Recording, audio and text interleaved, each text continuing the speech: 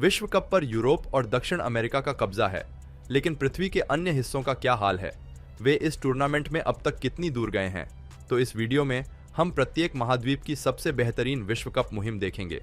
Africa से शुरू करते हैं। इसने पहले ही विश्व कप की मेजबानी की थी, जहां घाना क्वार्टर फाइनल तक पहुंचा, लेकिन बाहर हो गया। ऐसा लग रहा था कि कोई भी अफ्रीकी टीम फिर कभी इतनी दूर नहीं जाएगी, लेकिन 2022 के विश्व कप में मोरक्को ने दिखा दिया कि वे चीजें अलग तरीके से करने आए थे।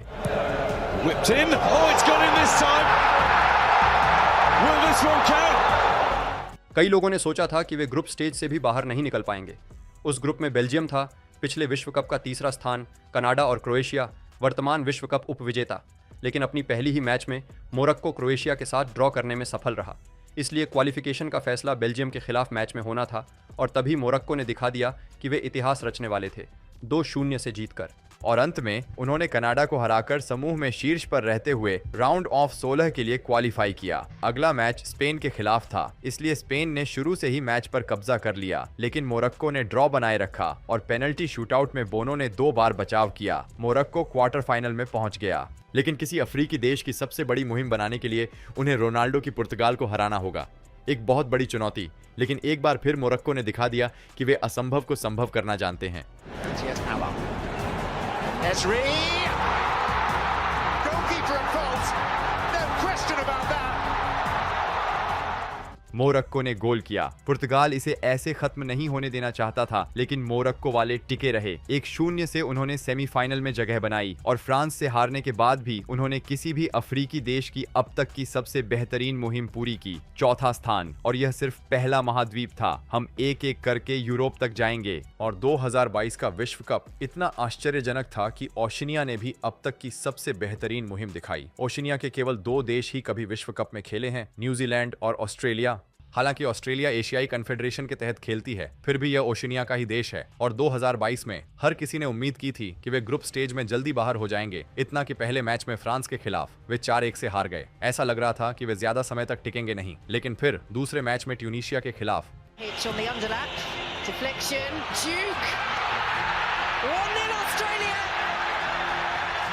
ऑस्ट्रेलिया ने 1-0 से जीत हासिल की, तो राउंड ऑफ 16 के लिए क्वालिफिकेशन आखिरी मैच में तय होगा, और वह डेनमार्क के खिलाफ था। कागज पर डेनमार्क ज्यादा मजबूत था, लेकिन 60वें मिनट में विंगर लेकी ने 2 डिफेंडरों के बीच गेंद पाई और यह किया।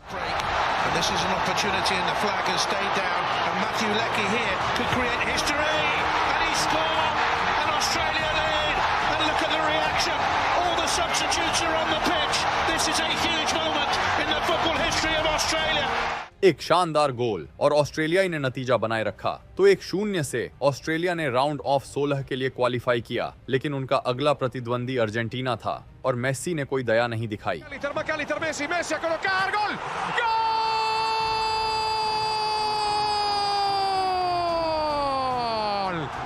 फिर अर्जेंटीना ने जूलियन अल्वारेज के साथ अपनी बढ़त दोगुनी कर दी। लेकिन अगर किसी ने सोचा कि ऑस्ट्रेलिया खत्म हो गई, तो 77वें मिनट में उन्होंने गोल किया, और अंत से पहले 90वें मिनट में ऑस्ट्रेलिया के पास बराबरी करने का मौका था।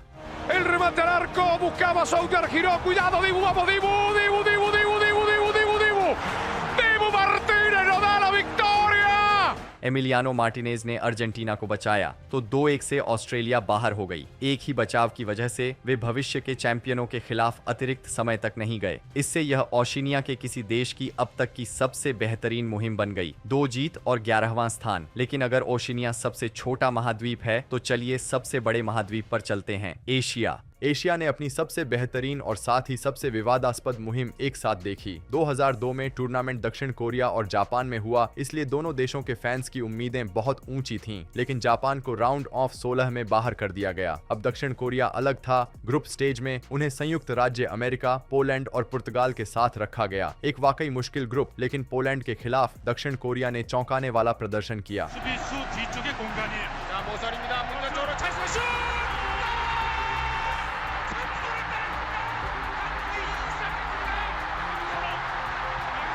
दक्षिण कोरिया ने पहला गोल किया और फिर उन्होंने दूसरा भी कर दिया। टूर्नामेंट की शुरुआत एक बड़ी जीत के साथ, लेकिन संयुक्त राज्य अमेरिका के खिलाफ वे चूक गए 1-1 से ड्रॉ। तो उनका राउंड ऑफ 16 के लिए क्वालिफिकेशन इस बात पर निर्भर करता था कि वे पुर्तगाल से हारे नहीं। उस समय रोनाल्डो अभी नहीं थे, लेकिन उनके पास पॉलेटा और सबसे महत्वपूर्ण लुइस फिगो थे। असल में पुर्तगाल को क्वालिफाई करने के लिए जीतना जरूरी था, लेकिन दक्षिण कोरिया ने फिर से सभी को चौंका दिया।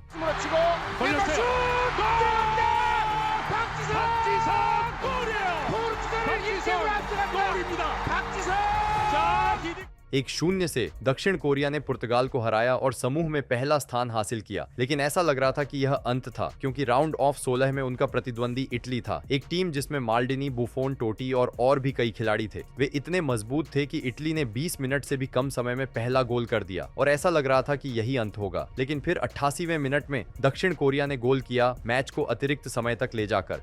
लेकिन तभी सबसे बड़ी विवादास्पद घटनाएं हुईं। टोत्ती बॉक्स के अंदर गिर गए, लेकिन पेनल्टी देने की बजाय रेफरी ने उन्हें दूसरा येलो कार्ड दिखाया और उन्हें बाहर भेज दिया। और उसके तुरंत बाद लाइन्समैन ने एक बहुत ही संदिग्ध ऑफसाइड फहराया, जिससे इटली का गोल करने का मौका छिन गया। अतिरिक्त समय के दौरान गोल्डन गोल नियम लागू था, इसलिए इतालवी इसके बारे में बेहद नाराज थे। जब तक 117वें मिनट तक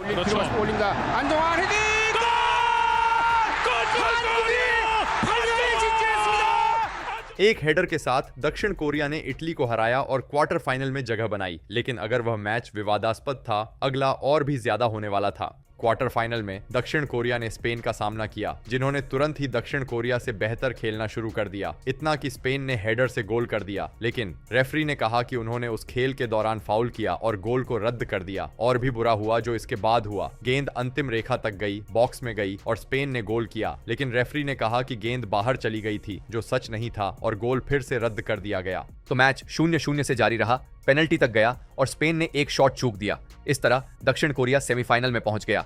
लेकिन अब उनका प्रतिद्वंदी जर्मनी था, जिसने अंततः उन्हें हराया और तीसरे स्थान के मैच में वे तुर्की से हार गए।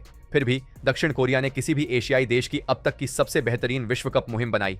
लेकिन हमारे पास और महाद्वीप भी हैं, तो चलिए दक्षिण अमेरिका की ओर बढ़ते हैं। एक महाद्वीप जिसने कुल 10 विश्व कप जीते हैं और 1930 के पहले संस्करण में ही उरुग्वे ने अपनी सभी 4 मैच जीते 100% जीत के रिकॉर्ड के साथ समाप्त किया। लेकिन अगर यह प्रभावशाली था, तो सालों बाद 1970 के विश्व कप में ब्राजील ने पेले के साथ 6 मैच खेले और सभी जीते। ये 2 परफेक्ट मुहिम थी। ऐसा लग रहा था कि कोई भी देश इसे दोबारा दोहरा नहीं सकता। लेकिन जब 2002 आया तो ब्राजील ने एक बार फिर दिखा दिया कि विश्व कप पर दबदबा जमाने का क्या मतलब होता है। उस साल उनके पास Ronaldo, R9, Ronaldinho, Rivaldo, Roberto Carlos, Cafu और कई अन्य सितारों से भरी टीम थी। और तुर्की के खिलाफ पहले मैच में ब्राजील ने 2-1 की जीत के साथ अपनी पहली जीत दर्ज की। लेकिन असली दबदबा अगले मैचों में दिखा। चीन पर 4-0 और कोस्टा रिका के खिलाफ 5-2 की जीत। सिर्फ ग्रुप स्टेज में ही उन्होंने 11 गोल किए और केवल 3 ही खाए।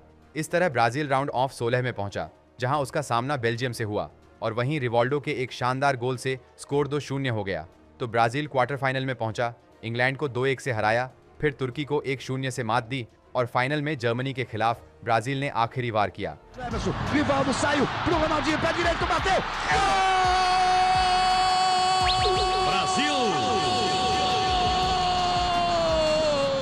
ब्राजील को 2-0 की जीत के साथ चैंपियन का ताज पहनाया गया। उन्होंने उस विश्व कप को 7 मैचों में 7 जीत, 18 गोल और सिर्फ 4 गोल खाकर पूरा किया। पूरे नॉकआउट स्टेज में उन्होंने सिर्फ एक ही गोल गंवाया। वाकई अविश्वसनीय। अब दक्षिण अमेरिका को छोड़कर मध्य अमेरिका की ओर चलते हैं। हाँ, यह उत्तरी अमेरिका का हिस्सा है, लेकिन यह एक उपमहाद्वीप भी है। और उनकी सबसे बेहतरीन मुहिम 2014 में हुई, जब मध्य अमेरिका का एक देश विश्व कप के इतिहास की सबसे बड़ी चौंकाने वाली टीमों में से एक बन गया। जब ग्रुप स्टेज का ड्रॉ हुआ तो सारी नजरें तथा कथित ग्रुप ऑफ डेथ पर थीं, जिसमें इंग्लैंड, इटली और उरुग्वे थे। 3 विश्व चैंपियन और साथ ही कोस्टा रिका, जिस पर लगभग कोई ध्यान नहीं दे रहा था। सभी को लगा था कि एक विश्व चैंपियन टीम ग्रुप स्टेज में ही बाहर हो जाएगी, और उसके साथ कोस्टा रिका भी। लेकिन जब पहला मैच हुआ तो कोस्टा रिका ने 54वें, 57वें और 84वें मिनट में गोल दागे और उरुग्वे के खिलाफ 3-1 से जीत हासिल की। हालांकि क्वालिफाई करने के लिए उन्हें अभी एक और जीत चाहिए थी। और अगले मैच में इटली के खिलाफ कोस्टा रिका ने फिर से नामुमकिन को मुमकिन कर दिखाया।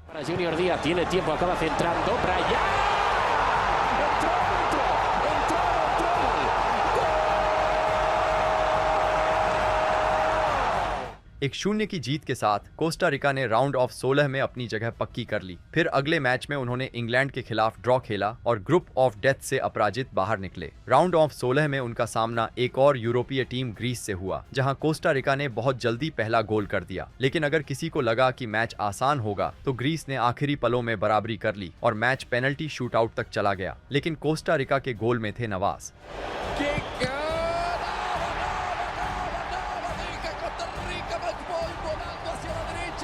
पेनल्टी शूटआउट में 5-3 से जीतकर कोस्टा रिका क्वार्टर फाइनल में पहुंच गया। टॉप 4 से सिर्फ एक मैच दूर। अब सामने था नीदरलैंड्स, लेकिन कोस्टा रिका ने दबाव झेला और ड्रॉ बनाए रखा। एक बार फिर मुकाबला पेनल्टी तक गया, लेकिन इस बार नीदरलैंड्स के गोलकीपर ने कमाल कर दिया। कोस्टा रिका बिना एक भी मैच हारे बाहर हुआ और मध्य अमेरिका की किसी भी टीम का अब तक का सर्वश्रेष्ठ वर्ल्ड कप अभियान पूरा किया। अब नक्शे पर ऊपर की ओर बढ़ते हुए हम 2026 के मेजबान उत्तरी अमेरिका पहुंचते हैं और संयुक्त राज्य अमेरिका ने पहले ही एक कांस्य पदक जीता है। लेकिन यह बहुत पहले की बात है, 1930 में। उस समय सेमीफाइनल तक पहुंचने के लिए अमेरिका को सिर्फ 2 टीमों को हराना था, जहां वे अर्जेंटीना से 6-1 से हार गए।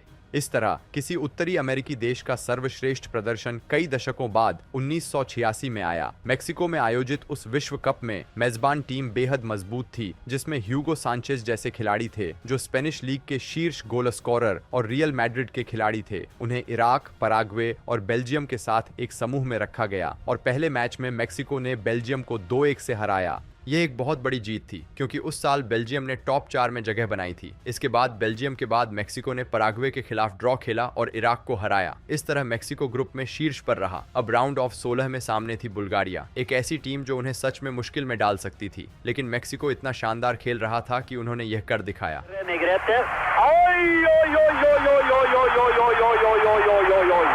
फिर उस शानदार गोल के बाद दूसरे हाफ में मेक्सिको ने हेडर से एक और गोल किया। 2-0 से जीतकर उन्होंने क्वार्टर फाइनल के लिए क्वालिफाई कर लिया और अगला प्रतिद्वंद्वी कोई और नहीं बल्कि जर्मनी था। लेकिन जब लग रहा था कि मेक्सिको के पास कोई मौका नहीं है, तब भी उन्होंने जर्मनी को गोल नहीं करने दिया। दूसरे हाफ में तो मेक्सिको ने दबदबा भी बनाया, जिससे जर्मन गोलकीपर को अहम बचाव करने पड़े। लेकिन मैच 0-0 पर खत्म हुआ और पेनल्टी शूटआउट में जर्मन गोलकीपर फिर से चमक उठा, 2 शॉट बचाकर। इस तरह मेक्सिको 3 जीत, 2 ड्रॉ और 1 भी हार के बिना बाहर हो गया। लेकिन अब उत्तरी अमेरिका के बाद हम उस महाद्वीप पर पहुंचते हैं जिसने सबसे ज्यादा विश्व कप जीते हैं, और 2 ऐसे अभियान हैं जिन्हें सर्वश्रेष्ठ माना जा सकता है। पहला 1938 में आया, जब इटली ने 100% जीत के रिकॉर्ड के साथ खिताब जीता। लेकिन ऐसा करने के लिए उन्हें सिर्फ 4 मैच खेलने पड़े और उनका गोल अंतर +6 था। हालांकि एक यूरोपीय देश ऐसा भी था जिसने +14 का गोल अंतर हासिल किया, 2014 की जर्मनी। उन्होंने उस अभियान की शुरुआत इतनी जोरदार की कि पहले ही मैच में उन्होंने पुर्तगाल को 4-0 से हरा दिया। उन्हें अंदाजा भी नहीं था कि आगे चलकर इससे भी बड़ा स्कोर आने वाला है। लेकिन इसके बाद उनसे एक चूक हो गई और उन्होंने घाना के खिलाफ ड्रॉ खेला। फिर अगले मैच में उन्होंने जीत के साथ जोरदार वापसी की।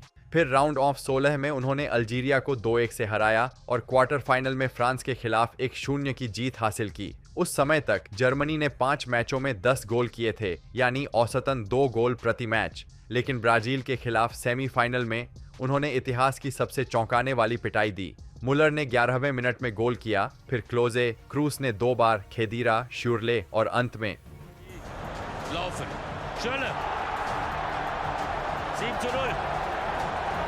फिर ऑस्कर ने गोल किया और मुकाबला 7-1 पर खत्म हुआ। जर्मनी ने मेजबान देश के खिलाफ इतिहास की सबसे बड़ी हार दी और फाइनल में अर्जेंटीना से भिड़ा, जहां गोट्जे के गोल से जीत हासिल की।